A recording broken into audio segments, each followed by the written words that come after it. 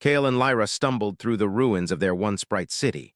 The air smelled of dust and decay, carrying the ghost of what had once been. Buildings, tall and proud, now leaned like old trees in a storm, glass shattered, steel bent and rusting.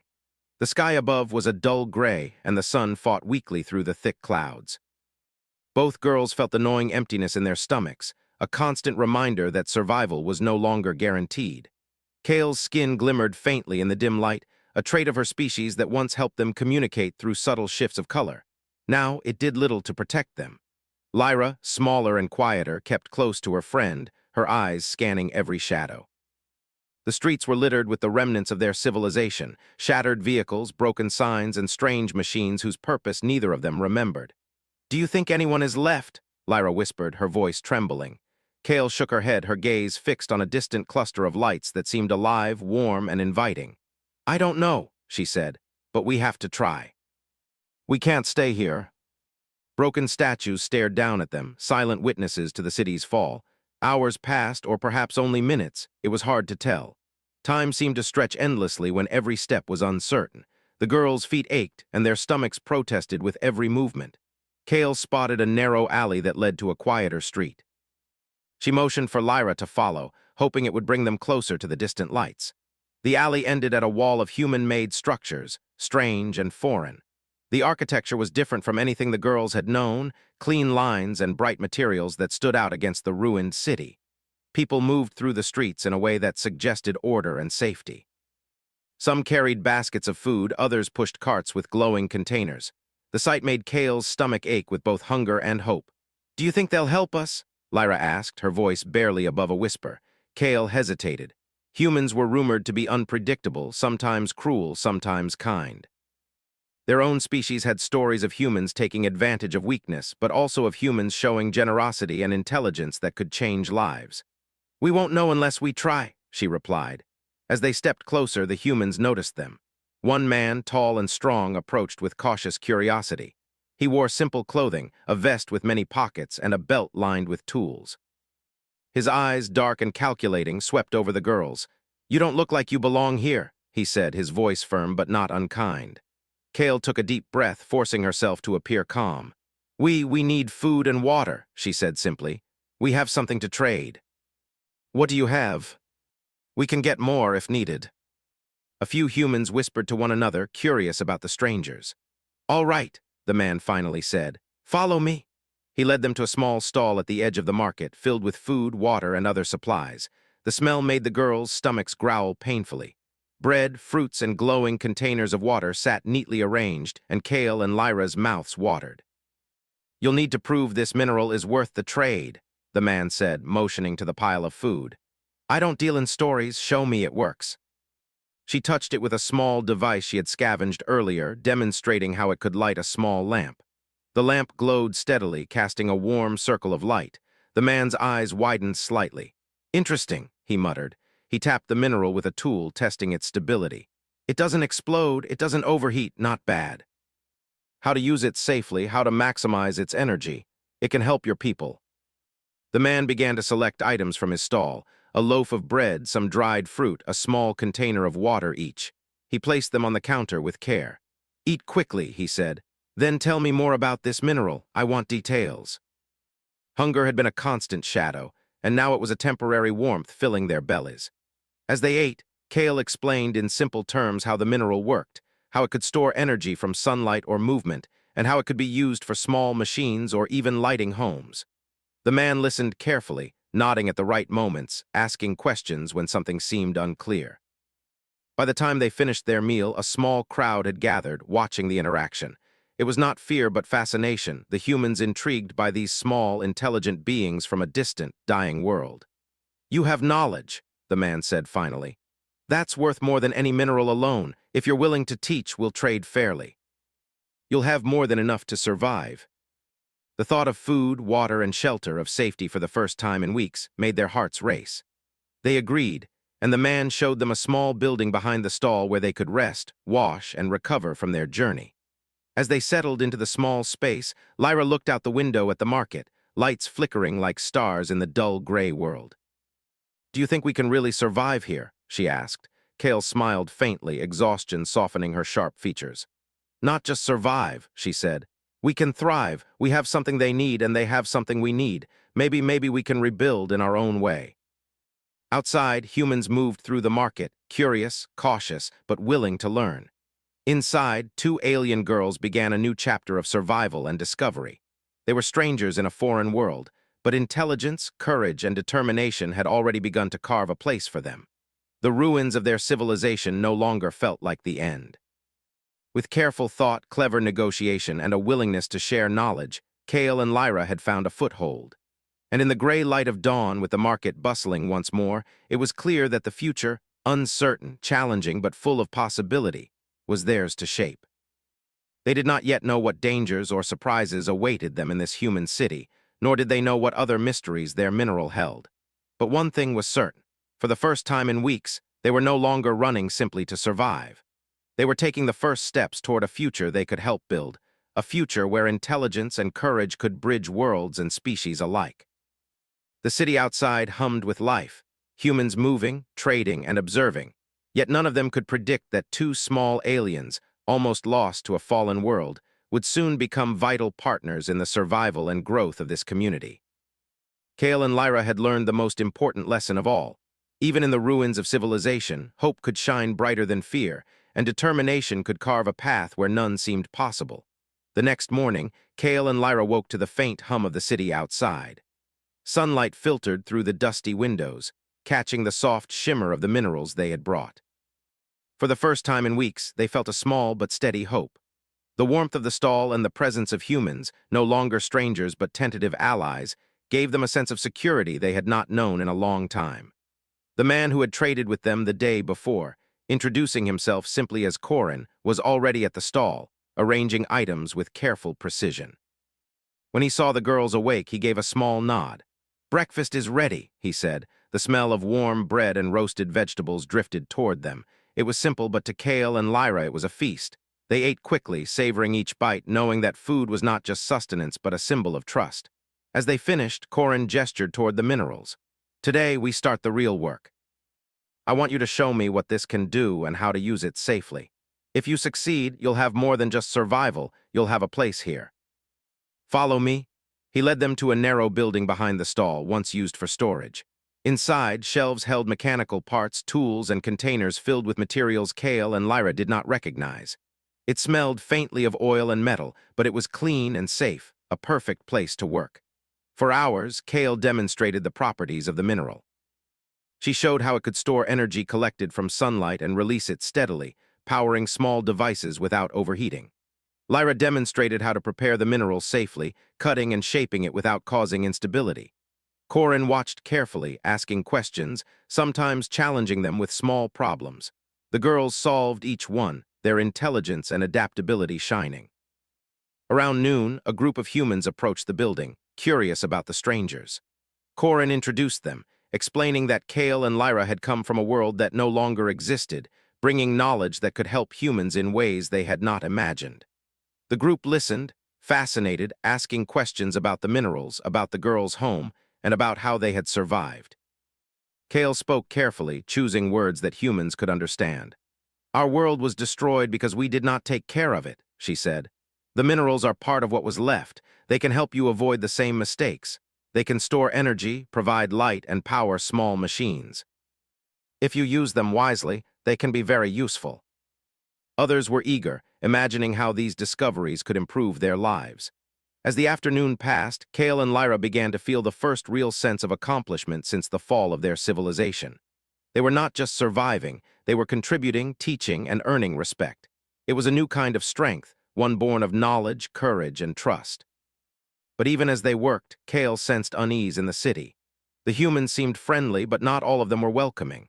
She noticed shadows moving in the streets, figures who observed from a distance, eyes sharp and calculating. She did not speak of it yet, not wanting to worry Lyra, but she knew that survival in a city was never without risk. That evening, Corin provided a small meal and a quiet place to rest. The girls ate slowly this time, savoring the moment of peace. Outside, the city lights glimmered like stars, a reminder that life continued despite the difficulties. Kale leaned back, letting herself relax for the first time in days. "Do you think we're really safe here?" Lyra asked, brushing crumbs from her lap. Kale considered for a moment. Safe enough, she said finally. We're not in the ruins anymore and we have allies, but we have to stay smart, watch, and learn. Humans from neighboring districts visited the stall, curious about the minerals and the girls' knowledge. Some were friendly and eager to learn, others were suspicious, questioning why aliens had arrived in their city. Kale and Lyra remained calm, demonstrating patience and intelligence. They answered questions clearly, showed demonstrations, and slowly trust grew. Corin watched them with admiration. You two have something rare, he said. Not just intelligence, but the ability to connect, to teach, and to inspire. Humans respect that. You could help more than just this stall, you could help the whole city. Lyra's eyes sparkled with hope. We want to help, she said, if we can. They had discovered that courage, intelligence, and determination could create opportunities even in the face of desperation. That night, Kale and Lyra lay awake, listening to the sounds of the city. It was not the quiet of their ruined home, but it was alive, filled with possibilities. They knew challenges awaited them, that not every human would be welcoming, and that the city held dangers they could not yet see. But they were ready. For the first time, they felt capable of facing whatever came next. Morning arrived, bright and clear, and with it the work began again. Kale and Lyra demonstrated more advanced uses for the minerals, showing how energy could be stored for longer periods, how it could power larger machines, and how it could light entire rooms without risk. Humans watched, amazed, taking notes, asking questions, and experimenting under the girls' guidance. The success brought new opportunities. Other merchants and traders wanted to learn, and some offered supplies in exchange for knowledge. Kale and Lyra began to understand that survival was not just about food and water. It was about trust, respect, and the willingness to share what they knew. They were no longer outsiders. They were valuable members of the community. However, not all attention was positive. A small group of humans, skeptical of aliens, began to watch from a distance. They whispered among themselves, questioning whether the girls could be trusted. Kale noticed them, eyes sharp, sensing tension in the air. She did not panic but knew that intelligence alone would not be enough. They would need caution and strategy to maintain their place. One afternoon, as Kale demonstrated how to use the minerals safely in a larger machine, the skeptical humans approached, their voices low but firm. "How do we know this isn't dangerous?" one of them asked. "How do we know you're not lying?" "You can test it, measure it, and see it for yourself. If you are willing to learn, we are willing to teach. That is fair." By evening, the group that had questioned them left with a new respect, even if some hesitation remained. Kale and Lyra felt a quiet satisfaction. Trust was fragile, but it could be built with patience and intelligence. They realized that survival in a foreign city required not just courage and skill, but diplomacy and understanding. They were learning as much from the humans as the humans were learning from them. Weeks passed. The girls became an essential part of the stall and the community around it. They taught, guided, and experimented, showing humans how to harness the minerals in ways that improved daily life. They were no longer the frightened survivors from a fallen civilization. They were innovators, problem solvers, and friends. One evening, Corin approached them with a broad smile. "I think it's time," he said. "People in the city are asking about you, wanting more knowledge, more guidance. You've earned a bigger role. If you want, you can lead a small workshop to teach humans how to use the minerals and other techniques from your world. We can help others, and maybe we can create something better." They were no longer just survivors. They were pioneers, bridging worlds, teaching and learning, shaping the future with every careful step. And in the quiet moments, when the market slowed and the sun dipped low in the sky, the girls felt it. The thrill of discovery, the warmth of acceptance, and the knowledge that even in a strange city full of humans, they had a role, a purpose, and the power to make a difference. The future was uncertain, but it was theirs to face together. Days turned into weeks, and Kale and Lyra settled fully into their new lives. The city, once alien and intimidating, now felt familiar. They knew where to find clean water, which streets were safest, and how the humans communicated and organized their trade. The minerals they had brought from their ruined world had become the heart of a growing workshop, a place where humans eagerly learned how to harness their power safely. The workshop itself had expanded, a small building near the market that buzzed with activity. Humans of all ages came to learn, bringing questions, ideas, and challenges. Kale and Lyra worked side by side, teaching patiently, demonstrating carefully, and encouraging experimentation. Each successful demonstration, each spark of understanding in a student's eyes, strengthened their confidence and reinforced the idea that knowledge was a bridge, stronger than fear or suspicion. One morning, as the sun rose in soft gold, Kale noticed something unusual. A group of humans from the city's outer districts had arrived, bringing with them larger devices and equipment. They were skeptical, their faces guarded, but curiosity drove them forward. Kale understood that the workshop's influence was spreading, and with influence came responsibility. "We have to show them carefully," Kale whispered to Lyra. "They are not hostile, but they need proof, and they need to feel safe." Kale and Lyra worked together seamlessly, setting up machines that drew energy from the minerals, powering lights, heating small water containers, and even lifting weights using stored energy. The humans watched, skeptical at first, but as the machines worked flawlessly, their expressions shifted from doubt to astonishment. One of the observers, a man named Terk, stepped forward. "How is this possible?" he asked. "Where did you learn these things?" "We should listen." They were not just surviving. They were creating positive change, teaching humans to think critically, carefully, and creatively. However, progress often attracted attention from those who sought to control, not learn. A new challenge emerged when a faction of humans from the city's ruling council visited the workshop. They were influential and skeptical, questioning the girls' authority and the safety of their methods. "You are outsiders," one council member said sharply. "Why should we trust your knowledge over generations of human experience?" "It is about observation, testing, and understanding. We have experience with failure and survival. We can show you methods that are safe, efficient, and effective. If you are willing to learn, we can help." Step by step, the council members watched and questioned. Slowly, doubt transformed into cautious respect. By the time the sun dipped below the horizon, even the most skeptical members acknowledged the girls' competence. "You have demonstrated more than skill," one council member said. "You have demonstrated wisdom and patience. That is worth more than knowledge alone." They began collaborating with other scientists, engineers, and inventors in the city, sharing techniques to improve energy storage, lighting, and mechanical efficiency. Each new project reinforced the HFY principle. Human ingenuity and adaptability, combined with guidance and collaboration, could overcome adversity and improve life for everyone. Despite the successes, challenges persisted. Resources were limited, and not all humans were willing to cooperate. Occasionally, disputes arose over the use of minerals or workshop space. Kale and Lyra learned to mediate, applying not just technical knowledge but diplomacy, empathy, and strategic thinking. They discovered that leadership required more than skill. It required understanding human nature, predicting reactions, and fostering cooperation. One evening, after a long day of teaching and experimenting, Lyra looked out over the city from the workshop's rooftop. The lights twinkled in the distance, illuminating streets, buildings, and the faint silhouettes of people moving about. "We've come so far," she said softly. "I never thought we'd survive, let alone do this." A group of humans had discovered a malfunction in one of the energy systems in an outer district, a system powered by the girls' teachings.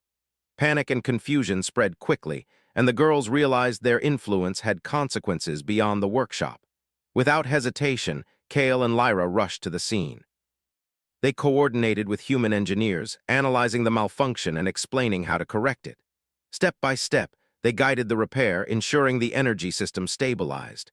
The humans watched in awe as the girls worked, combining intelligence, observation, and calm leadership. When the system hummed steadily once more, the crowd erupted in applause. Kale and Lyra stood together, exhausted but triumphant. They had not only solved a problem but had shown humans that cooperation, knowledge, and quick thinking could overcome crisis. Word of their achievements spread rapidly. They became symbols of ingenuity, perseverance, and interspecies collaboration. The city began to change subtly but noticeably. People worked together more, shared ideas, and sought solutions instead of conflict. The influence of two alien girls, once starving and desperate, had rippled through the city, strengthening its resilience and unity. Kale and Lyra understood that their role was larger than survival. They were pioneers, bridging worlds and demonstrating that intelligence and courage could shape a better future. They spent long nights in the workshop, developing new techniques, testing energy systems, and mentoring humans. Each day brought new challenges, but also new opportunities to inspire, teach, and innovate. One afternoon, as the girls returned to the workshop after a day in the outer districts, Corin greeted them with news. "The council has proposed a partnership," he said. "They want you to help design energy solutions for the entire city. Your work will not just be a workshop, it will be a foundation for future development. We'll need to plan carefully, test everything, and teach humans to continue the work. But yes, we can do it." Streets became brighter, machines more efficient, and communities more resilient. The girls' influence grew, not through domination, but through cooperation, teaching, and example. Despite the long hours and challenges, Kale and Lyra never lost sight of why they had come. They had survived the collapse of their civilization, but their purpose had expanded. They were helping humans avoid mistakes, improve their society, and learn to value knowledge, collaboration, and perseverance. Each success reinforced the HFY principle.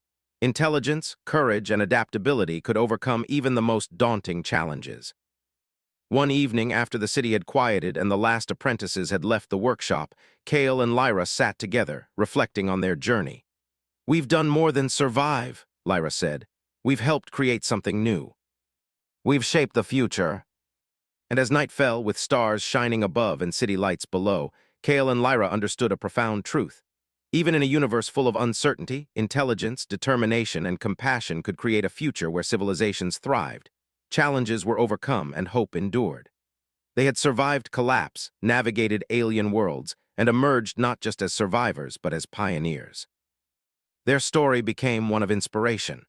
Humans and aliens alike learned that adversity could be met with courage, problems could be solved with intelligence, and cooperation could create achievements far greater than any individual effort. Kale and Lyra had not only found a home, they had helped shape a society, proving that even the smallest beings, through wisdom and perseverance, could leave a lasting mark on the world. The city hummed with life, resilient and thriving. The workshop glowed with activity, knowledge spreading like light through darkness. And Kale and Lyra, standing side by side, knew that their journey was far from over. But no matter the challenges ahead, they had learned the ultimate lesson, that intelligence, courage, and collaboration could turn survival into triumph, collapse into opportunity, and strangers into allies. For Kale and Lyra, the future was theirs, not because they were the strongest or the fastest, but because they had the mind to learn, the courage to act, and the determination to shape the world around them. And in that, they found not just survival, but purpose, hope, and a legacy that would endure for generations to come.